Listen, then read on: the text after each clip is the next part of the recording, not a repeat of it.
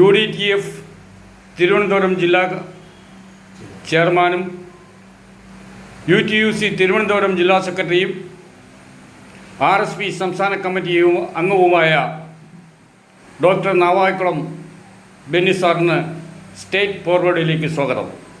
Sir, അഖിലേന്ത്യാ അടിസ്ഥാനത്തിൽ പ്രതിപക്ഷ സംഘടനകളെല്ലാം ചേർന്നുകൊണ്ട് കേന്ദ്ര ഗവൺമെൻറ്റിൻ്റെ തൊഴിലാളി വിരുദ്ധ നയത്തിനെതിരെ നടത്തുന്ന സമരത്തിൽ കേരളത്തിൽ UDFൻ്റെ നേതൃത്വത്തിലുള്ള ട്രേഡ് യൂണിയനുകൾ മാറി നിന്ന് വ്യത്യസ്തമായ സമരം നടത്തുന്നു. എന്താണ് സാർ കാരണം? അത് തൊഴിലാളി വിരുദ്ധ നിലപാടുകൾ കേന്ദ്ര സർക്കാരായാലും സംസ്ഥാന സർക്കാരായാലും സ്വീകരിക്കുമ്പോൾ അതിനെതിരെ ഒരു സമര രംഗത്ത് വരികയാണ് തൊഴിലാളി സംഘടനകൾ ചെയ്യേണ്ടത്. എന്നാൽ ഒരു നാണയത്തിൻ്റെ രണ്ട് വശം പോലെ ഇവിടെ പിണറായി ഗവൺമെൻറ്റും അവിടെ മോദി ഗവൺമെൻറ്റും തൊഴിലാളി വിരുദ്ധ നിലപാടുകൾ സ്വീകരിക്കുമ്പോൾ മോദി സർക്കാരിനെതിരെയുള്ള നിലപാടുകൾക്ക് മാത്രമേ എതിർക്കാനായി കേരളത്തിലെ CITU നേതൃത്വം കൊടുക്കുന്ന സംയുക്ത സമരസമിതി തയ്യാറായിട്ടുള്ളൂ.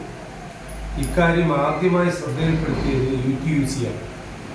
RSP നേതൃത്വത്തിൻ്റെ നിർദ്ദേശപ്രകാരം കഴിഞ്ഞ ഒരു വർഷത്തിന് മുമ്പ് തന്നെ സംയുക്ത സമരസമിതിയിൽ നിന്ന് UTUC വിട്ടുനിന്നു.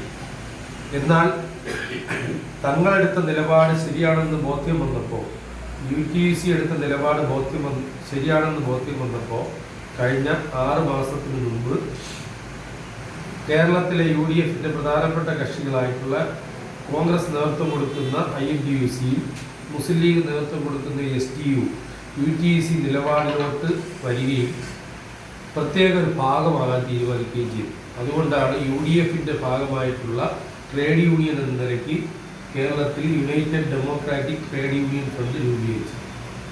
സർ, കേരളത്തിൽ അതായത് തിരുവനന്തപുരത്ത് മെഡിക്കൽ കോളേജിൽ തൊഴിലാളികൾക്ക് വേണ്ടി ശബ്ദിച്ച ഡോക്ടർ ഹാരിസ് സാറിനെ കുറിച്ച് അങ്ങയുടെ അഭിപ്രായം എന്താണ്? ഇന്ത്യ എന്ന് പറയുന്ന ഒരു ജനാധിപത്യ രാജ്യത്തിൻ്റെ ഭാഗമാണ് കേരളം. സ്വാഭാവികമായും ജനാധിപത്യ രൂപത്തിൽ പ്രതികരിക്കാനും ജനാധിപത്യ വിരുദ്ധ നിലപാടുകൾക്കെതിരെ ശബ്ദമുയർത്തുവാനും ഏതൊരു ഇന്ത്യൻ പൗരനും അവകാശമുണ്ട്. ഡോക്ടർ ഹാരിസും ചെയ്തത് അതാണ്. അദ്ദേഹം അല്പം പോലും കൈക്കൂലി വാങ്ങാതെ തൻ്റെ കൃത്യനിർവഹണ സമയത്തേക്കാൾ ഉപരി എല്ലാ ദിവസങ്ങളിലും മെഡിക്കൽ കോളേജിൽ ചെലവഴിക്കുന്ന ഒരു ഡോക്ടറാണ്. അദ്ദേഹം പറഞ്ഞ കാര്യങ്ങൾ യാഥാർത്ഥ്യമായതുകൊണ്ടാണ് ആരോഗ്യമന്ത്രി ശ്രീമതി വീണ ജോർജ് ആദ്യം അദ്ദേഹത്തെ പുകഴ്ത്തി പറയുകയും എന്നാൽ തുടർന്ന് അവരുടെ കപ്പിത്താനായി കേരളം വിശേഷിക്കപ്പെടുന്ന ശ്രീ പിണറായി വിജയനും മറ്റു മന്ത്രിമാരും CPM നേതാവ് ഗോവിന്ദനും ഡോക്ടർ ഹാരിസിനെ തള്ളി പറഞ്ഞപ്പോൾ ആരോഗ്യമന്ത്രി പുറകോട്ട് പോയി. സർ, കേരളത്തിൽ ഇന്ന് നിലവിലിരിക്കുന്ന ക്ഷേമനിധി ബോർഡുകളുടെ അവസ്ഥ എന്താണ്? അങ്ങനെയൊക്കെ വിവരിക്കാമോ? കേരളത്തിൽ ക്ഷേമനിധി ബോർഡുകൾ എന്ന് പറയുന്നത് നോമിനലായി അതിൻ്റെ തലപ്പത്തിരിക്കുന്നവർക്ക് സർക്കാർ ചെലവിൽ ശമ്പളം കൊടുക്കുന്നതിനുള്ള ഒരു സംവിധാനം മാത്രമാണ് അതപ്പതിച്ചിരിക്കുന്നു എന്നുള്ളതാണ് വസ്തുത.